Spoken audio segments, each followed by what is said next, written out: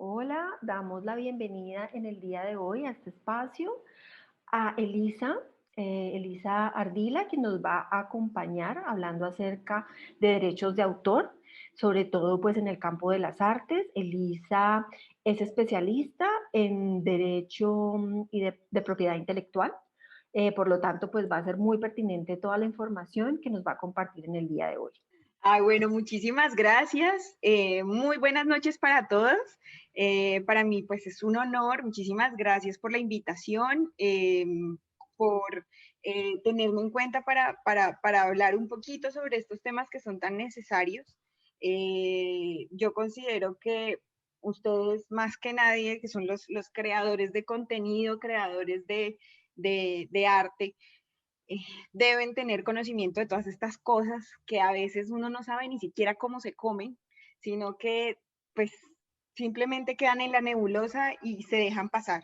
Y pues es un tema que es sumamente importante, de esto depende también la forma en cómo ustedes van a estructurar sus proyectos de vida y cómo van a monetizar, aunque a veces esa palabra suele sonar un poquito incómoda, pero hay que decirla y hay que tenerla en cuenta el tema de monetizar algunos aspectos de algunos proyectos que uno tenga. Entonces, en ese orden de ideas, yo quiero comenzarles a hablar un poquito de la propiedad intelectual. Eh, si bien la pantalla dice derecho de autor aplicado, en este caso nosotros vamos a hablar un poquito más allá del derecho de autor, sino que vamos a hablar de un área un poquito más grande que es propiedad intelectual, para que tengamos en cuenta que hay algunas cosas que son de la creación humana que no están protegidas por esta área del derecho y que merecen ser protegidas si uno quiere que no sean utilizadas o de pronto que no verse afectado en algún momento y no sean utilizadas por terceros de manera inescrupulosa, pues uno pueda eh, hacer una protección adecuada. Entonces, bueno, comencemos por lo primero. Bueno, la Guardia Estudio Legal es la empresa donde yo trabajo hace como más o menos, tenemos más o menos 10 años de experiencia, entonces es importante como contarles un poquito de mi historia para que sepan dónde en algún momento si me quieren contactar o algo así, y también a través de la profe estamos completamente a disposición. Entonces, en primer lugar, vamos a hablar un poquito del tema de la propiedad intelectual. Todo lo que tiene que ver con propiedad intelectual todas aquellas creaciones del intelecto humano que tienen como algún uso o de pronto tienen alguna representación para quien las crea. En este caso, entonces, en el amplio campo de la propiedad intelectual existen diferentes tipos de creaciones. Nosotros vamos a encontrarnos con diferentes tipos de creaciones y esos tipos de creaciones van a estar protegidos por diferentes áreas del derecho. El derecho básicamente lo que hace es llegar y ponerle reglas a algunos elementos que deben ser usados en la vida real.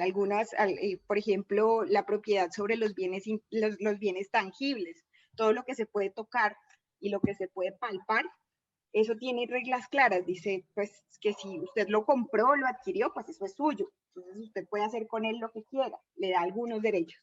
Pero en el tema de la propiedad intelectual, comenzaba ya como a generarse una pregunta de si es algo que no se puede palpar, si es algo que está en el mundo abstracto, ¿cómo podemos hacer para generar esas reglas en ese campo? Entonces,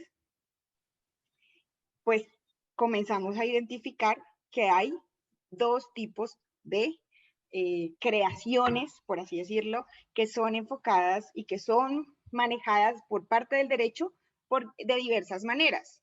Están las obras y las creaciones que protegen el derecho de autor, las creaciones que protegen la propiedad industrial, y vamos a ver que hay otro tipo de creaciones que no está incluido aquí, pero que es necesario tener en cuenta para cuando yo voy a desarrollar un proyecto, cuando yo voy a desarrollar cualquier tipo de desarrollo conceptual e intelectual en donde yo voy a meterle estudio y trabajo. ¿Listo? Entonces, Para poder identificar entonces esas dos áreas, nos vamos primero por, entonces, ¿cuáles son esas creaciones que nos protege el derecho de autor? A mí en este campo me gusta hacer como una pequeña analogía al cerebro humano, a esa, eh, a esa antigua teoría de la división del cerebro humano en hemisferio derecho y en hemisferio izquierdo, que pues ya ha sido revaluada y cambiada, pero esa analogía a mí me sirve un poquito para identificar el derecho de autor de la propiedad industrial. Todo lo que se encuentra en el hemisferio derecho, que es relacionado con el arte, con la creatividad, con las expresiones humanas eh, propias del espíritu, todas esas creaciones son protegidas por vía del derecho de autor, ¿ya? Mientras que todo lo que se protege por propiedad industrial son todas esas creaciones que tienen relación como con soluciones útiles para el estado de la técnica, o sea, soluciones no, ¿cómo decirlo? Soluciones a necesidades básicas del ser humano. Yo necesito sentarme, creo la silla. Entonces no tiene un componente artístico, sino un componente de utilidad, de que sean utilitarios esos objetos. Entonces en ese campo encontramos todo lo que tiene que ver con los inventos, que ya pues ahí se van diferenciando entre las patentes que son todas aquellas cosas que creo desde cero, y, y aquellas cosas que también les hago modificaciones, como por ejemplo a una herramienta le hago una modificación, eso se llama modelo de utilidad, algo que ya existe, le hago una mejora para que funcione mejor.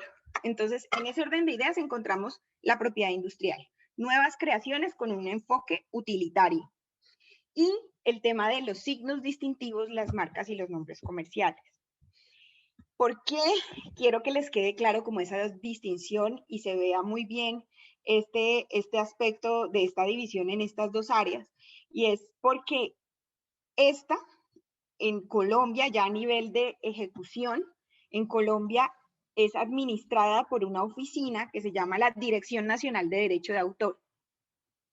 Todo lo que yo haga, que sea de esta área, de esta línea de derecho de autor, va a ser protegida y va a ser administrada por la Dirección Nacional de Derecho de Autor. Y de hecho, todo lo que tiene que ver con registros se hace ante esa entidad y es completamente gratuito. Ustedes pueden ir de una vez, googlear la dirección, abrir su usuario y su contraseña e ir radicando todas las obras que ustedes vayan realizando. Y por otro lado, encontramos la propiedad industrial, que está administrada por una entidad que es muy mencionada últimamente, ha estado muy mencionada, que es la Superintendencia de Industria y Comercio. Todo lo que tenga que registrar ante la Superintendencia de Industria y Comercio cuesta. O sea, registrar una patente cuesta, registrar un modelo de utilidad cuesta, un diseño industrial, para los que de pronto por aquí hay diseñadores, y si por casualidad hay diseñadores industriales, todos esos elementos tienen valor de registro, y también las marcas y los signos distintivos se registran por aquí, también tienen valor y todo es definido a través del registro. Ahora vamos a enfocarnos, entonces comencemos por derecho de autor, que es lo que hemos venido a hablar. Ya entonces observamos, ya vamos haciendo la delimitación de cuáles son las obras que nos enfoca el derecho de autor. Vamos a empezar a verlas. Entonces, resulta que nosotros aquí en Colombia, sobre todo el tema de derecho de autor, pues siempre obviamente vamos a tener una ley, que en este caso es la ley 23 de 1982, es la ley que nos protege en temas de derechos de autor. Pero también Colombia ha firmado algunos tratados con otros países y ha generado acuerdos con otros países.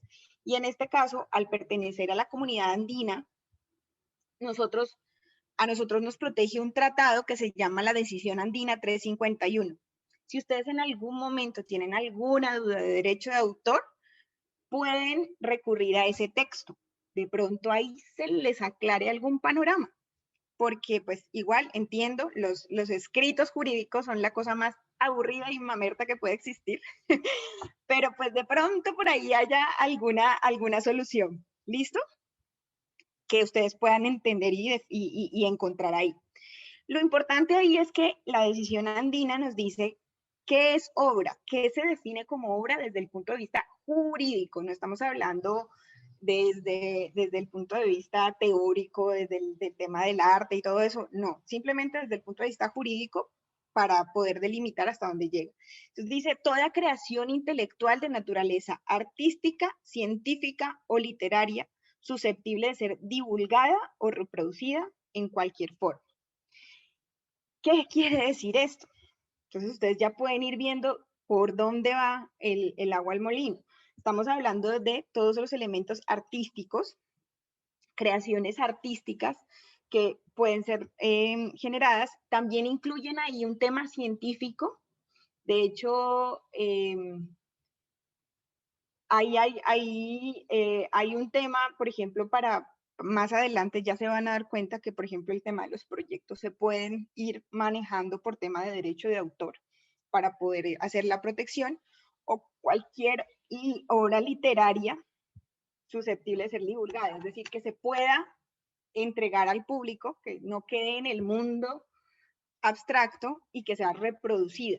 Bueno, ya vamos a ver más adelante. Aquí les voy a mostrar como los tipos de obra que dice la ley que se protege. Entonces, encontramos las obras literarias, los discursos, las obras musicales, las obras audiovisuales, las obras de teatro, las obras coreográficas, las obras plásticas, las pinturas,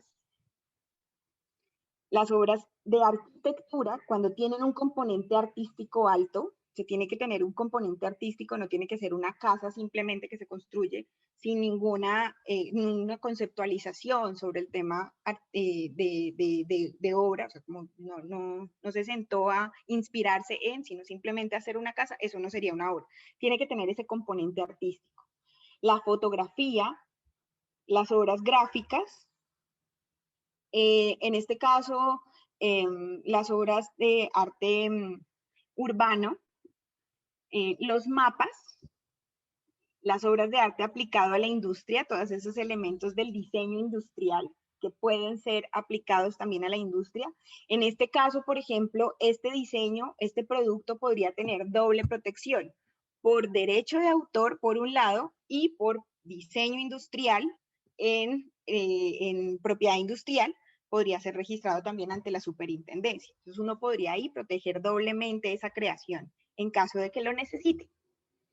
Y la ley ahí metió una cosa que todo el mundo como que, pero la metieron, o sea que nada que hacer, hay que tenerlo en cuenta, y es, metió como obra protegible las bases de datos, es decir, la forma en cómo se estructuran los datos, no los datos en sí, sino cómo yo almaceno los datos, y el software. ¿Por qué metió el software? Por derecho de autor. Porque el software cuando se escribe o cuando se desarrolla, se hace a través de un código alfanumérico o un código binario o alfanumérico, todo depende de cómo se programe, y ese código, que se llama código fuente, es el que se registra ante la dirección como una obra literaria, lo asimila a una obra literaria. Entonces, en ese orden de ideas nosotros tenemos esa protección por derecho de autor. Entonces ustedes ya pueden observar, por ejemplo, que el software, uno diría inicialmente, frente a la explicación que yo les venía dando, que el software se iba por propiedad industrial, por el tema utilitario, pero lo metieron acá, lo metieron en software. Entonces, más explicación que la asimila ahora literaria no hay. Simplemente es así. A veces la ley es así. Pero entonces yo quiero preguntarles a ustedes, queridos asistentes, ¿ustedes a partir de qué momento creen que se protege la obra? O sea, ¿a partir de qué momento creen que el derecho de autor entra en acción? ¿Desde que se idea? ¿Desde que se me viene a la mente? ¿Desde que la materializo? O sea, la ejecuto la obra, ¿o desde que la registro? ¿Ustedes qué opinan? ¿Quién dijo yo? Desde que se materializa. Listo, nos dice Francisco, desde que se materializa. ¿Alguien más dice otra cosa? Para mí, desde que se registra. Duglián nos dice desde que se registra. Súper. ¿Quién Yo más? pensaría que desde la ideación. Desde la idea. ¿Quién, Sí, yo quién más? también. Listo, Cami, muchísimas gracias. Bueno, entonces les cuento.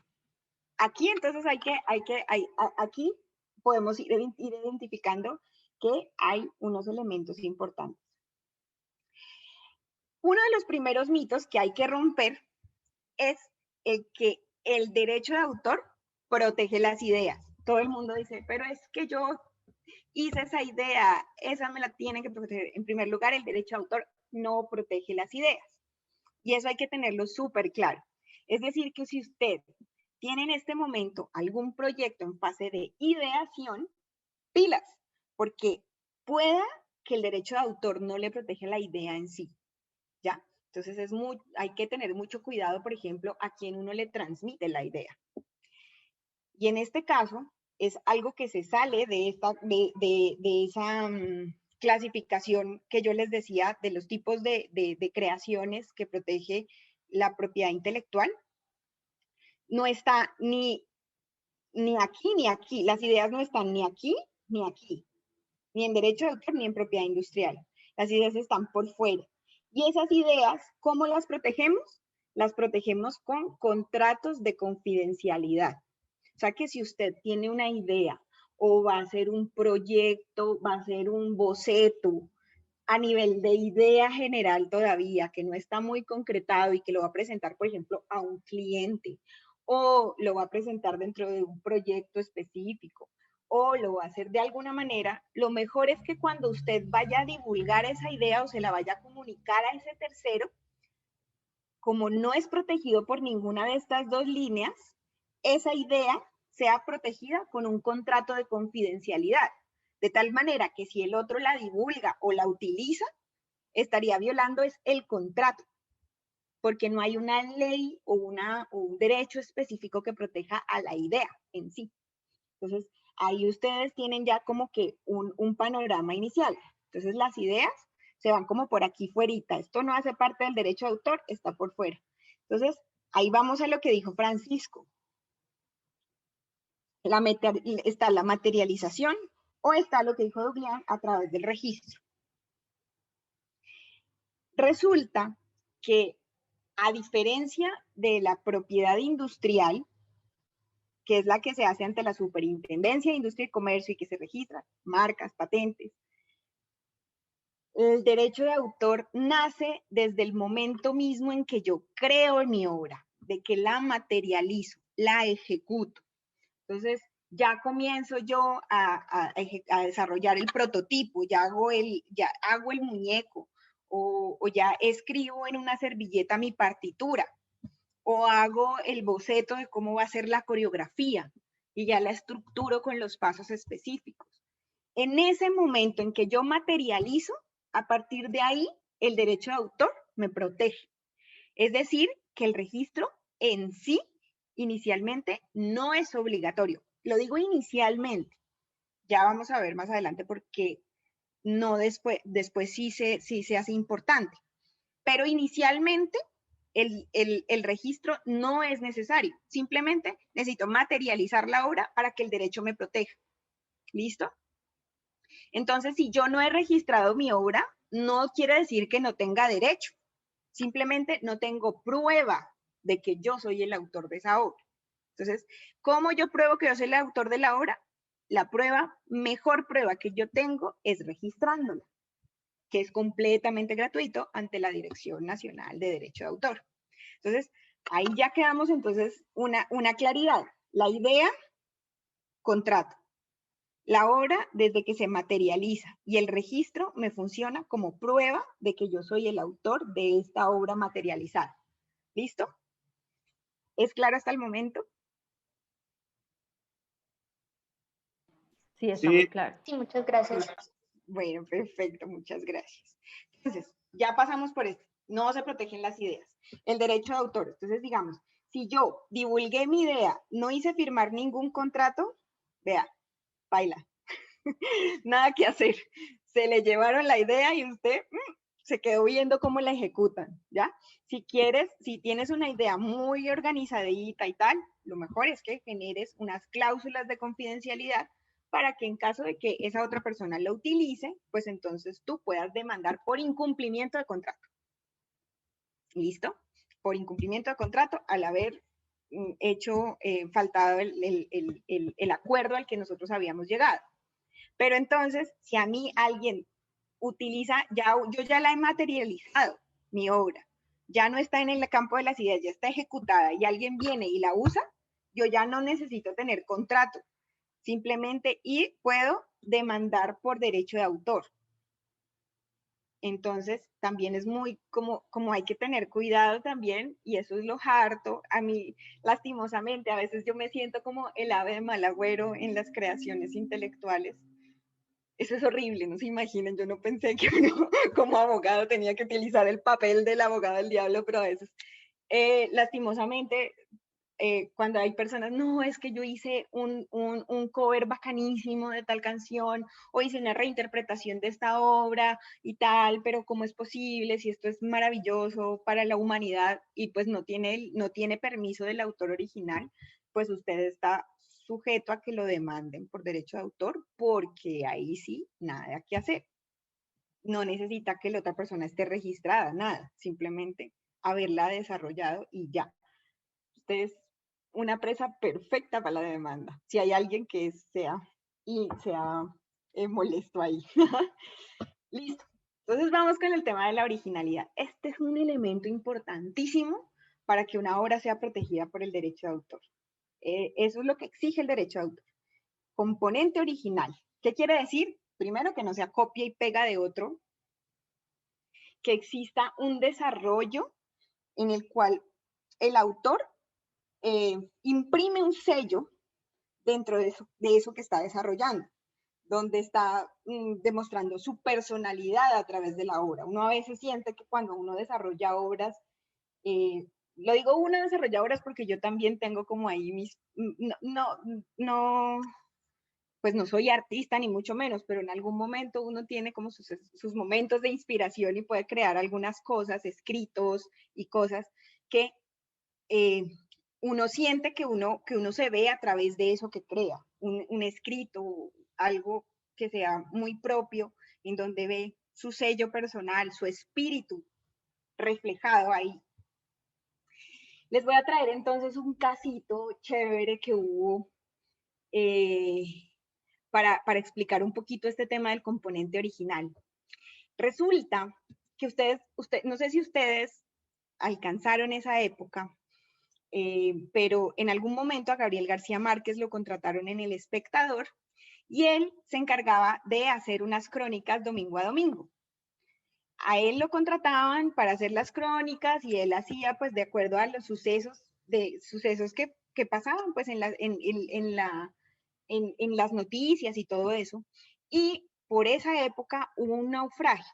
Entonces le dijeron, mire, hay una historia ahí, el sobreviviente al naufragio, pues lo contactamos, está en tal zona, la idea es que vaya, lo entreviste y haga las crónicas domingo a domingo de ese encuentro con el náufrago. Entonces él comienza a registrar pues todos sus encuentros, comienza a hacer, y cada domingo él saca unas crónicas. Resulta que pues esas crónicas fueron maravillosas, fueron un éxito. Y después El Espectador decide reunir todas las crónicas y sacar un libro que se llama El Náufrago.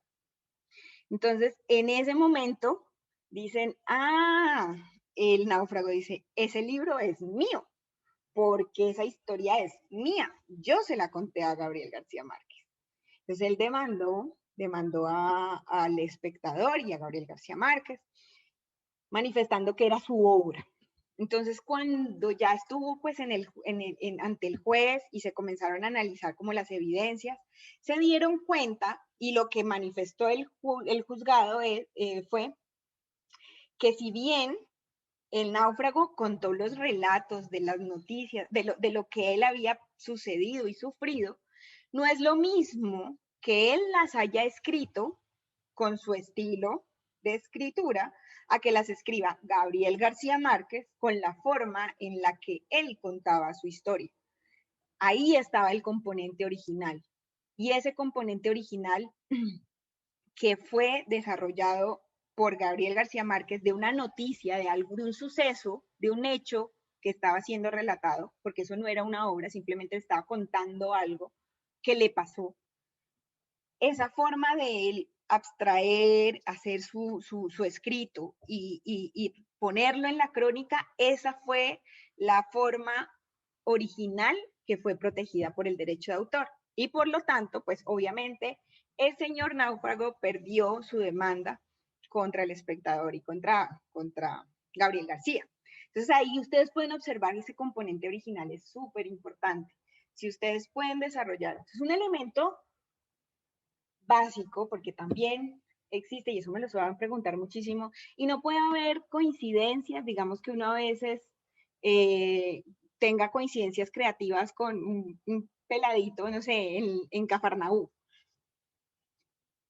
Es muy probable que eso llegue a suceder, es muy probable, y más aún con nosotros, con la cantidad de insumos tan parecidos que tenemos a través de internet y todo eso, que pueda llegar a haber coincidencias creativas.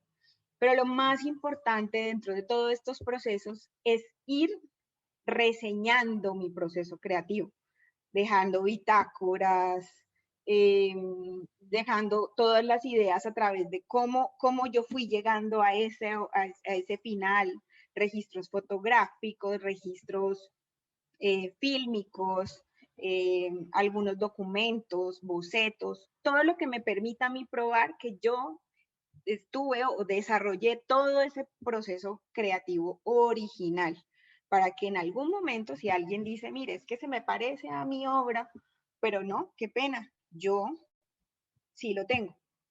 O en algún momento, si alguien utiliza mi obra sin mi permiso, que yo no quería ofrecer ese permiso y lo utilizaron, pues en ese caso yo pueda demostrar que yo sí fui el autor y que esa otra persona no lo está utilizando de la manera permitida. Otra de las cosas importantes es que el derecho de autor no depende del mérito ni del destino de la obra. ¿Qué quiere decir eso?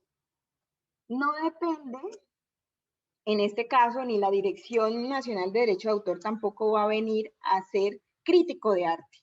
Ni el derecho de autor ni la dirección van a ser críticos de arte a venir a decir, no, es que eso no se puede considerar como arte o eso sí.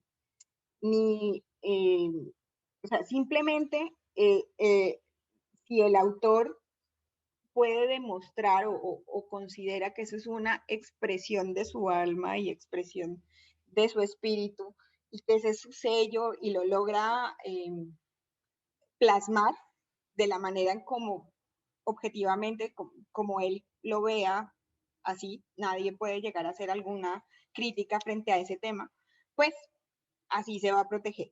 Entonces, no, es que eso no está bonito, es que ese mamarracho está muy feo, eso no se lo protegemos, eso no va a pasar. Entonces es importante tener en cuenta eso, porque pues como también dejar un poquito claro que este tema del derecho de autor se aparta mucho de esa discusión de lo que es arte y lo que no es arte, y bueno, y lo que en algún momento pues algunos teóricos de todos estos temas puedan llegar a definir. Acá esto no sucede, simplemente si el autor considera que eso está así, no hay ningún problema. Otro punto importante, súper importante, es que la obra es muy diferente, el componente de la obra en sí, o sea, los derechos que se desprenden de la obra, a el soporte material. En este caso, por ejemplo, este libro. Una cosa es, o cojamos el caso que está aquí en la imagen, más bien, que es lo que, lo que tiene la diapositiva para explicarles. Una cosa es este disco en LP. Cuando yo voy digamos, que en esa época existía un poco, se movía más esta línea, ahora está volviendo a repuntar la venta de LPs. Yo voy y compro este LP, quiere decir que porque lo compro, yo tengo derecho a sacarle cuantas copias quiera y venderlo y distribuirlo.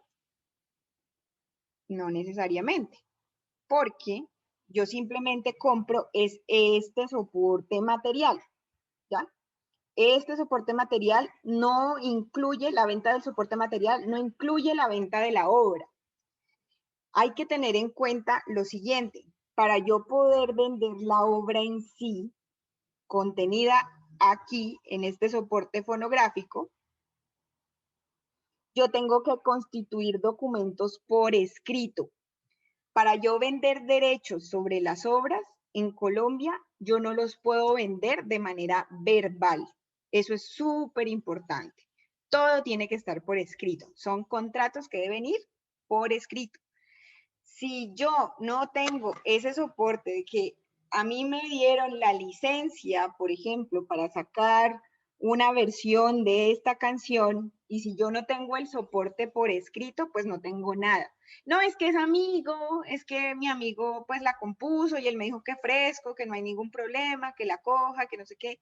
Listo, súper. El problema es cuando hay plata de por medio. Y déjenme decirle que he visto muchas amistades romperse cuando hay plata de por medio. Entonces, lo mejor es que entre más amigos, más claridad aún para no perder la amistad. Es lo mejor que puede pasar.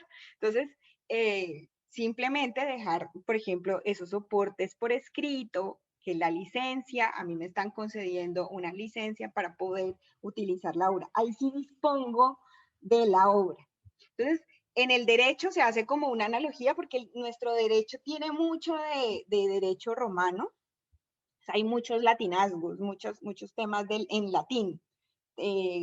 Entonces, en este caso, la obra se compone del corpus, o sea, del soporte material, y del animus, que es esta obra que en sí no es corporal, no es tangible, es un intangible, pero sí está materializada, porque sí se puede percibir por el oído. Yo puedo percibir la tonada musical, pero no la puedo tocar. Entonces, en ese caso, para yo disponer de eso que es inmaterial, lo hago a través del contrato. Aquí, entonces, quiero mostrarles este punto. ¿Se acuerdan que yo les decía que no hay necesidad de registrar para poder tener protección por el derecho de autor, ¿no es cierto? No tengo que, y el mismo derecho de autor dice, esto no está sujeto al cumplimiento de formalidades. Usted lo crea y lo crea en el soporte que usted quiera, que no lo escribió muy bonito en PDF en el computador, sino que lo hizo en una servilleta con grasa y todo. Ahí está materializada su obra, o sea, no tiene que estar en ningún soporte específico. Pero sí es importante, como les decía acá, si yo voy a vender esos derechos, ahí es donde sí tengo que hacer tanto el registro ante la Dirección Nacional de Derechos de Autor, como hacer los contratos por escrito. Y una vez se haga, por ejemplo, si yo voy a ceder esos derechos, una vez yo firme los contratos de cesión, esos se deben registrar de nuevo ante la dirección. Es como cuando usted va a comprar una casa. Cuando usted va a comprar una casa, hay diferentes pasos. El primero, pues mira la casa, tal, se enamora. Dice, ¿cuánto cuesta? Cuesta 100 millones de pesos. Paga los 100 millones de pesos, ahí todavía no tiene la casa. Le entregan las llaves, ahí todavía no tiene la casa. Firmamos una escritura pública. Van, tan, ante la notaría, firman la escritura pública. Ahí todavía no tienes la casa. Se tiene la casa cuando yo llevo esa escritura pública y la registro en una oficina que se llama Oficina de Instrumentos Públicos. Ahí es donde ya quedo como dueño de la casa, en donde registran esa escritura pública y dicen, sí, Pepito Pérez se lo vendió a Sutanito. Ahí. Lo mismo pasa entonces con los derechos de autor. En el momento en el que yo registro ese derecho, en ese momentico entonces ya quedo como dueño de la casa. Entonces, dueño del derecho, perdón.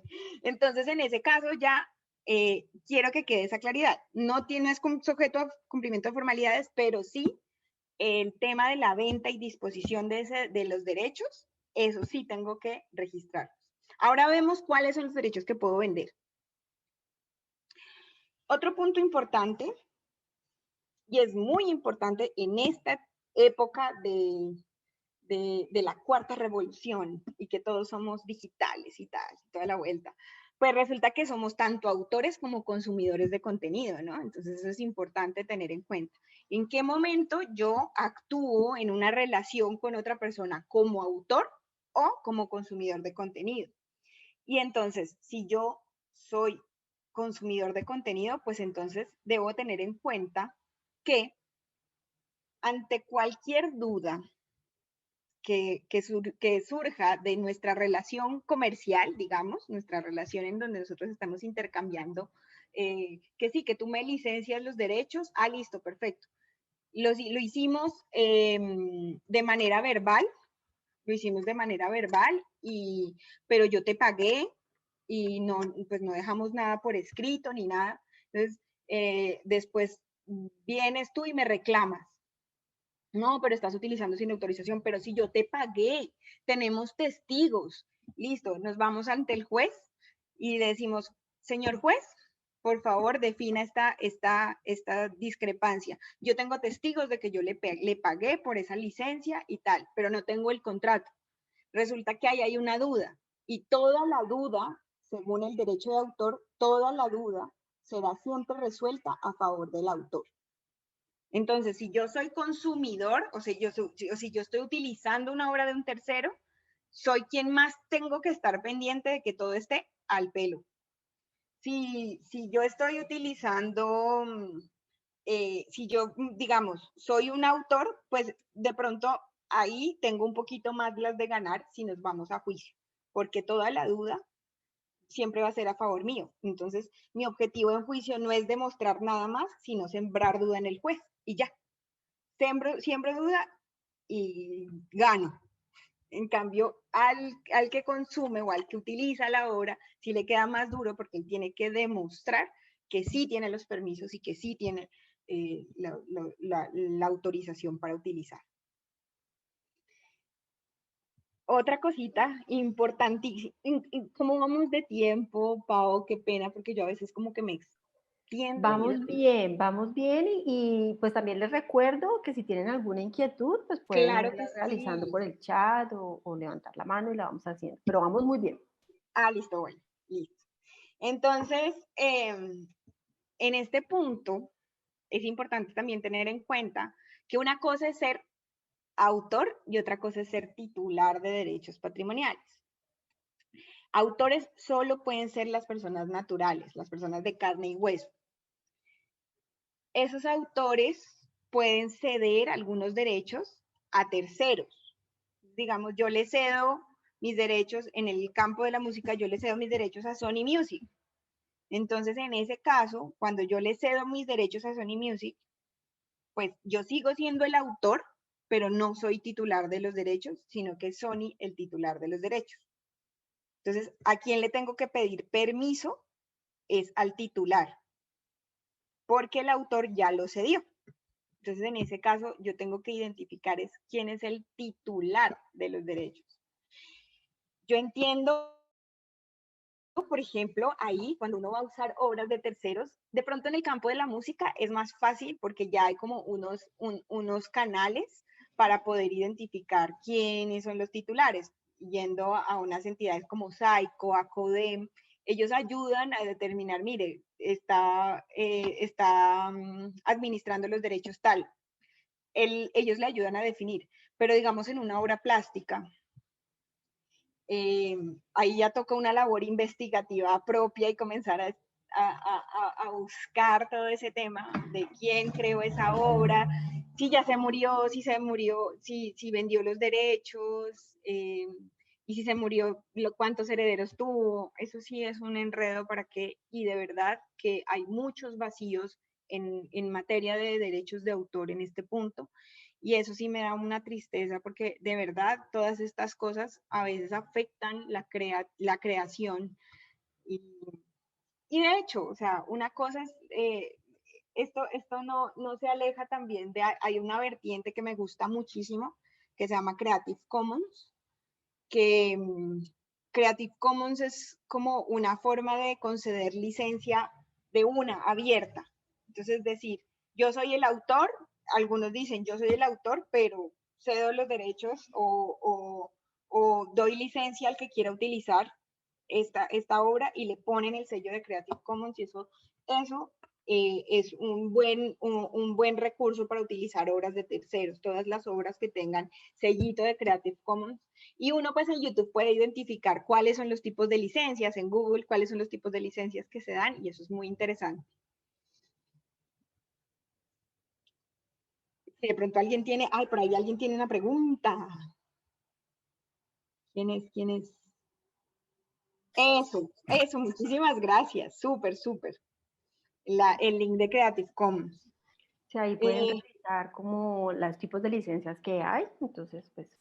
Y también hay bibliotecas y repositorios de todo tipo de información, de creaciones a través de eso, y ahí uno puede utilizar tranquilamente esas obras sin sentir que uno está violando derechos de autor.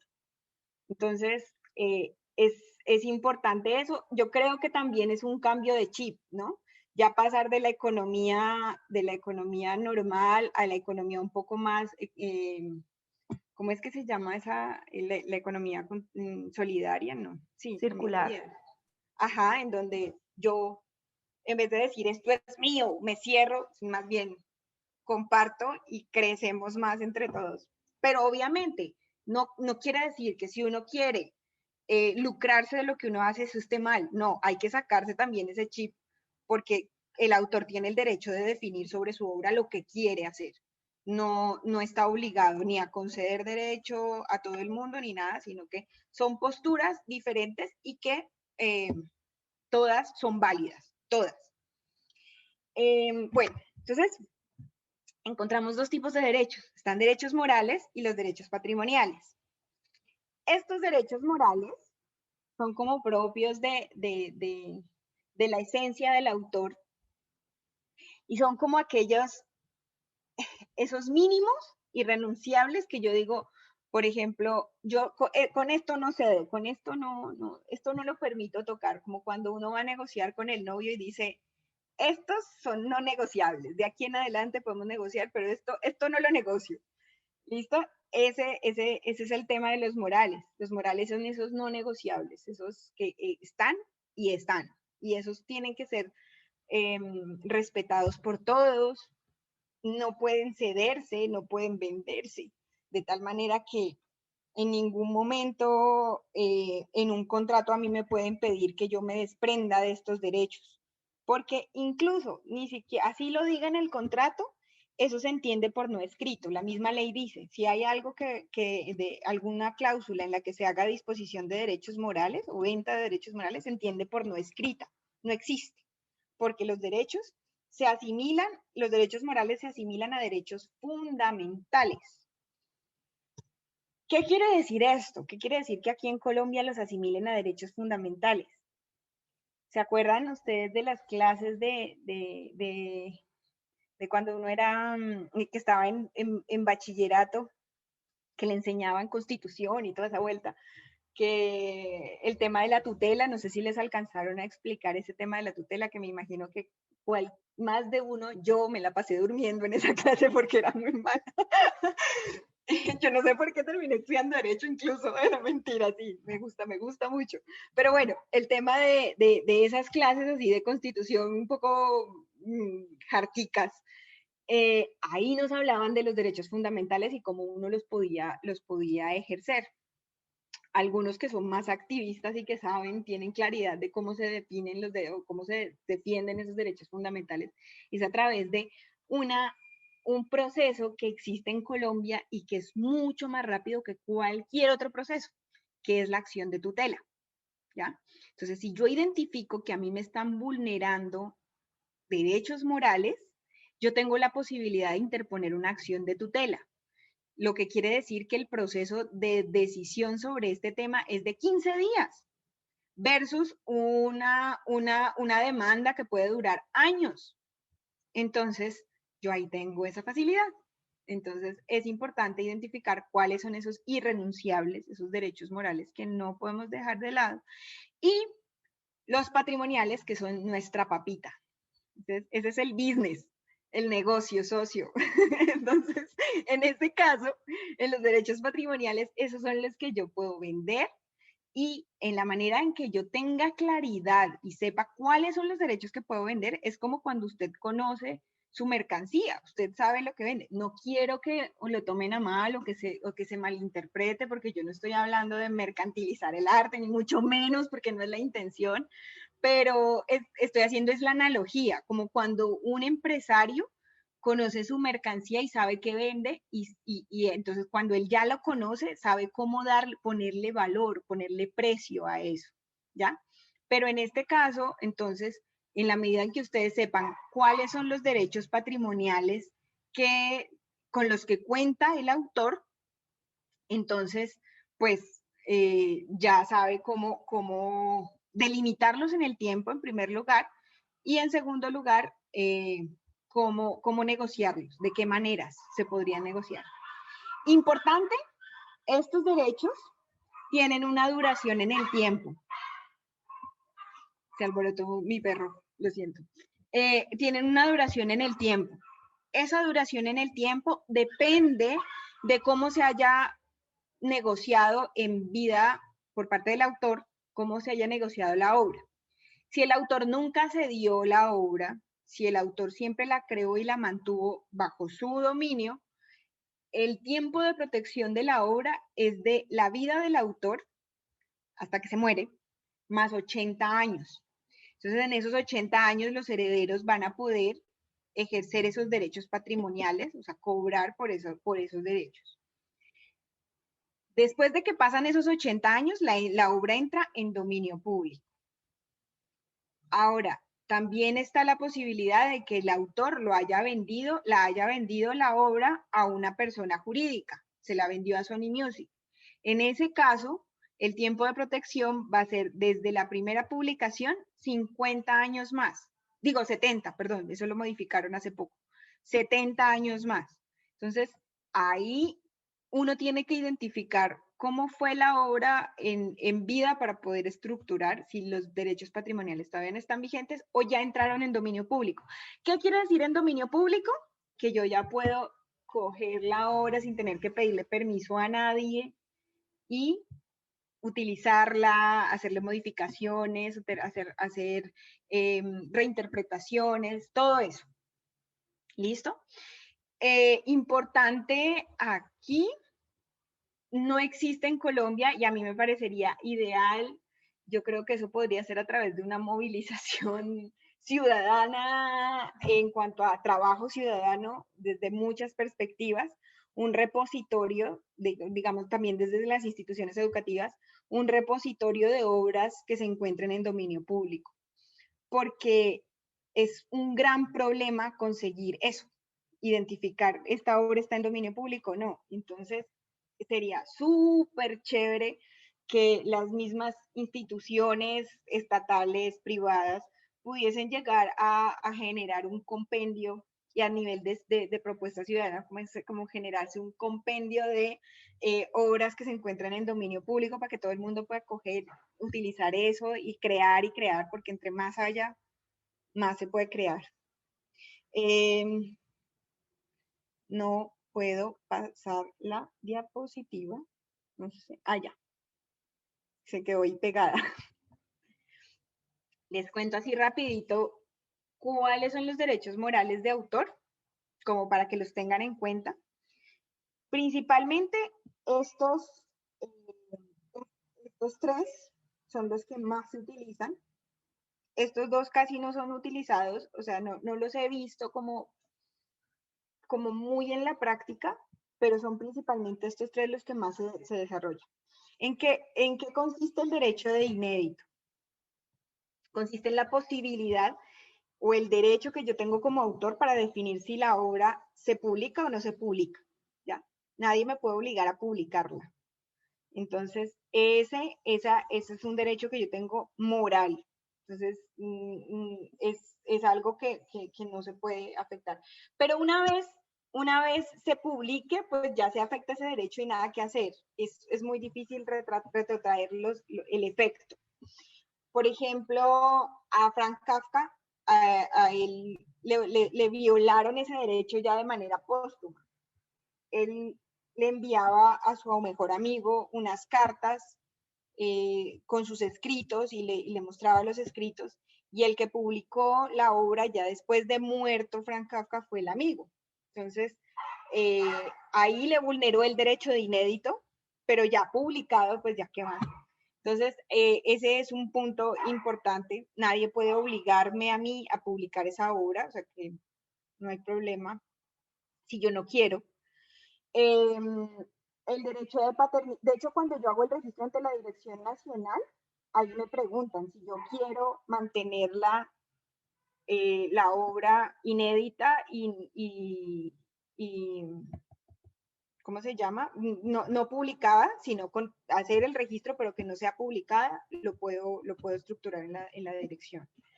Después viene el derecho de paternidad, es decir, que a mí en todo momento me tienen que nombrar como autor de la obra si yo lo exijo.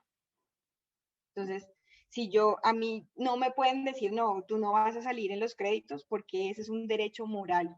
Que si a mí utilizan una obra mía y no me ponen como autor, yo puedo, mediante acción de tutela, pedirle al juez que obligue a esa persona que está utilizando mi obra a que me ponga ahí como el autor de esa obra.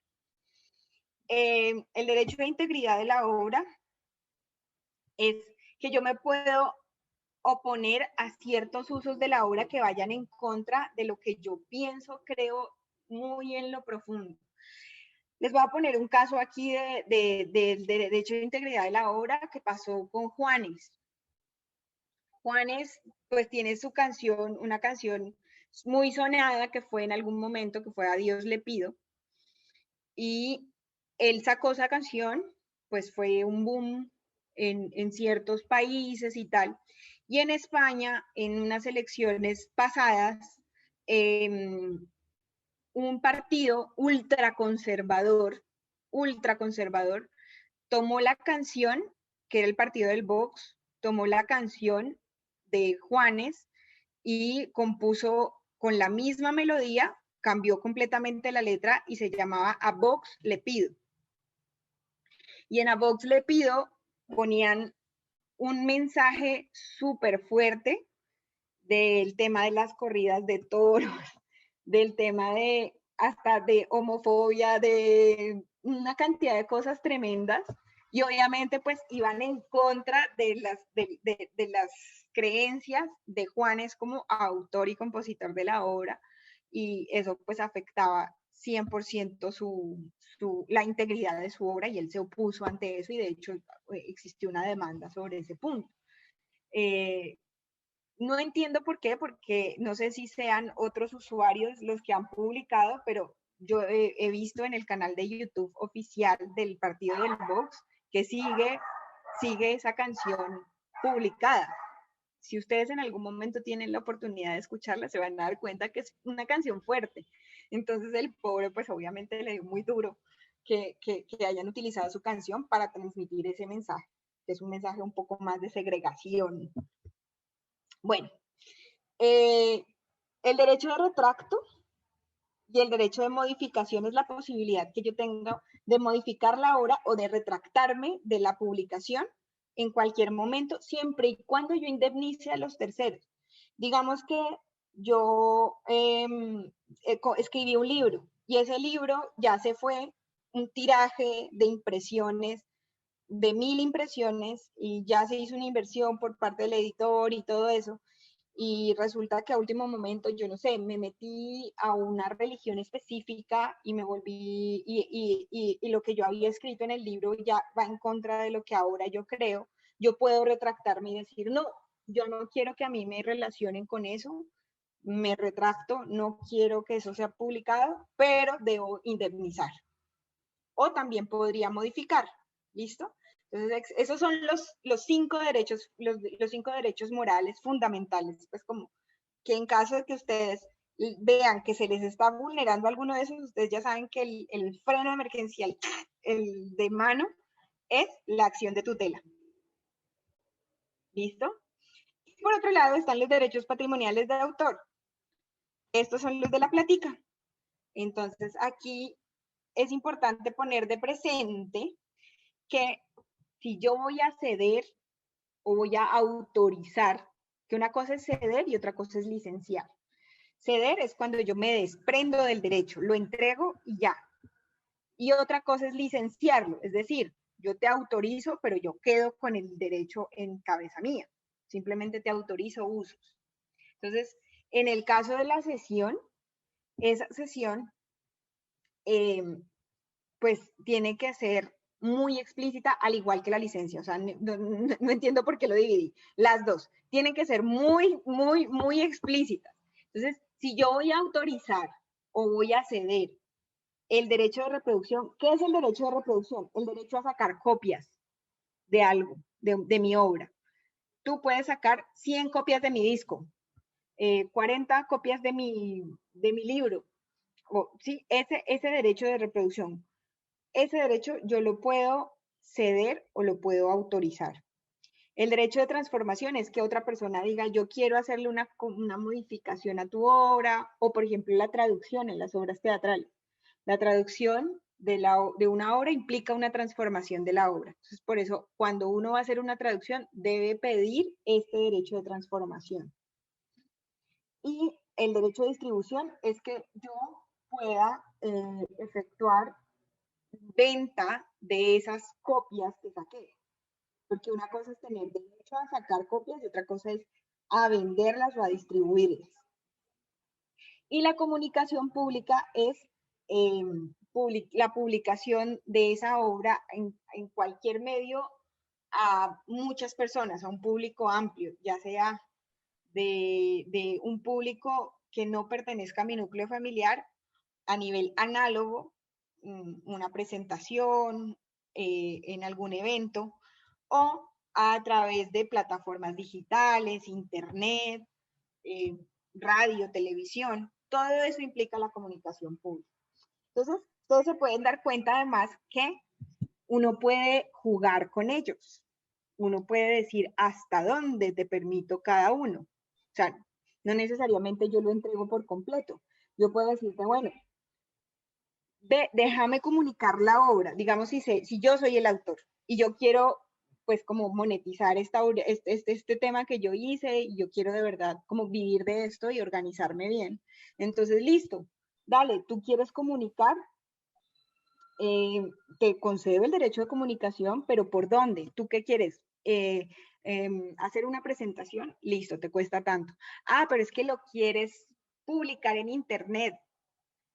Ah, ya, dale, públicalo, súbelo a internet, te doy licencia, pero que solo por un año, por ejemplo, podría jugar con eso.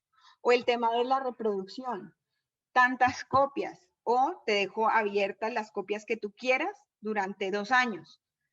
Uno comienza a jugar, ya a verlo esto como cómo puedo ir negociando y de esa misma manera, en la medida que si tú me pides una licencia, pues te cobro menos que si tú me pides que te ceda el derecho. Si me estás pidiendo que te ceda el derecho, es una venta, entonces yo tengo que cobrar más por esa venta. Entonces, Elisa, una pregunta. cuéntame. Y en el caso de las obras que están en Internet, que muchas veces tienen muchas reinterpretaciones, que alguien toma una imagen de, no sé, del Behance de un diseñador que toma una imagen y luego la utiliza. En ese caso, ¿qué podría ser el creador original de la obra? Bueno, una de las cosas es que la gente piensa que por haberlo subido a internet ya está libre, ¿no? Y esa es una de las grandes cosas que hay que tener en cuenta, que eso no es así. O sea, por el hecho de subir a internet no quiere decir que el autor esté autorizando su utilización. Sí, ahí el tema de internet comporta un reto gigante y es la ubicación de las partes. Si las partes se encuentran en territorio colombiano, pues la ley que se aplica es la colombiana. Entonces simplemente lo que tendría que hacer el autor es pues convocar a una conciliación inicialmente, después puede iniciar. De hecho, en este caso, la Dirección Nacional de Derecho de Autor también actúa como juez, o sea que yo no voy ante un juzgado común y corriente, yo puedo demandar ante la dirección. Yo puedo ir ante la dirección e interponer la demanda. Hace un poco tiempo existió un caso de un muchacho que subió unos diseños a Behance, precisamente, y después navegando por la red, se encontró con que una empresa de ropa había utilizado todos sus diseños, y una empresa muy conocida aquí en Colombia, y el diseñador era caleño. ¿Matelsa? Exactamente, no quería decir el nombre, pero fue un caso muy público, exactamente. Y el muchacho publicó eso. Entonces, el problema del desconocimiento del derecho de autor, ese muchacho tenía todo para demandar a Matelsa con toda. Pero resulta que el muchacho no tenía un contenido así como bélico para demandar, sino más bien como era como más bien pacífico el pelado. Entonces dijo que no, pues que él había intentado varias veces comunicarse con ellos.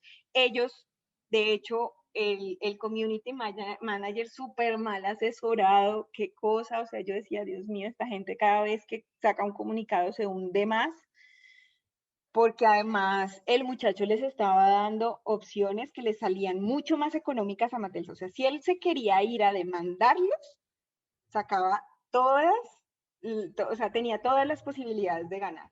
Pero resulta que Matelsa le dijo, no, pues nosotros ya sacamos ese proceso. Él mostró todo el proceso creativo. Él dijo, yo hice esto, él mostró los bocetos, cómo llegó a la idea, tal, todo.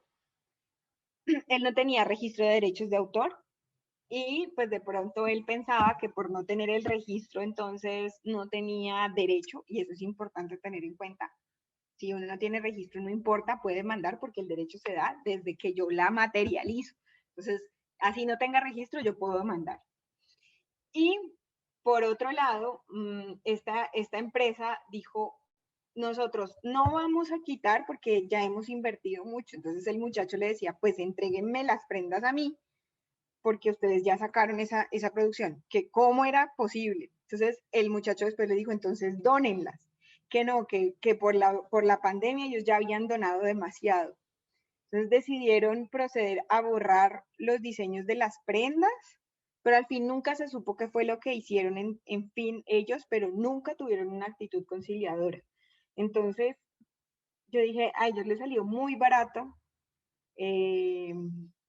por desconocimiento, y también si esa persona que quería, si ese diseñador o ese pelado hubiese sido bien asesorado o de pronto pues hubiese tenido intenciones de sacar, pues restablecer sus derechos, Matelsa sí se hundía cada vez más, o sea, con los comunicados se estaba hundiendo cada vez que sacaba un comunicado oficial del caso.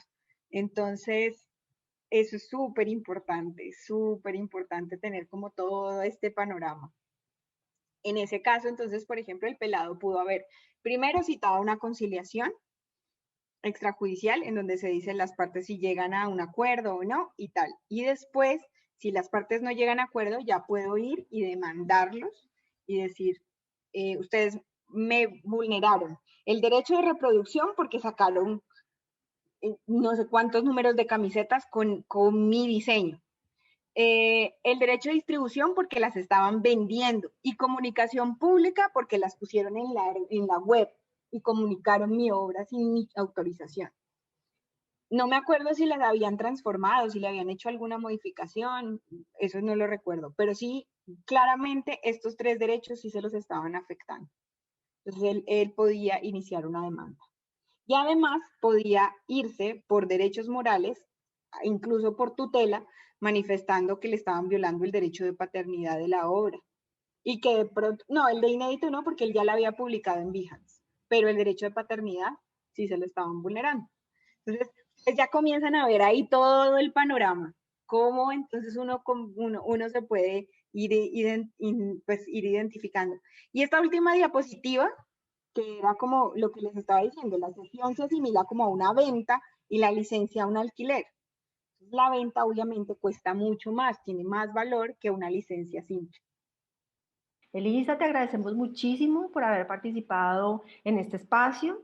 Desde el Instituto Departamental de Bellas Artes, pues estamos siempre atentos a poder contar acerca de las prácticas que apoyan justamente los espacios y la creación desde todos los ámbitos e invitamos pues a todas las personas que nos están acompañando a que estén pendientes de las redes sociales de Bellas Artes para que todos los viernes desde el canal de YouTube y desde las otras redes puedan encontrar información que pueda ser útil para su quehacer como creadores, como artistas y como gestores.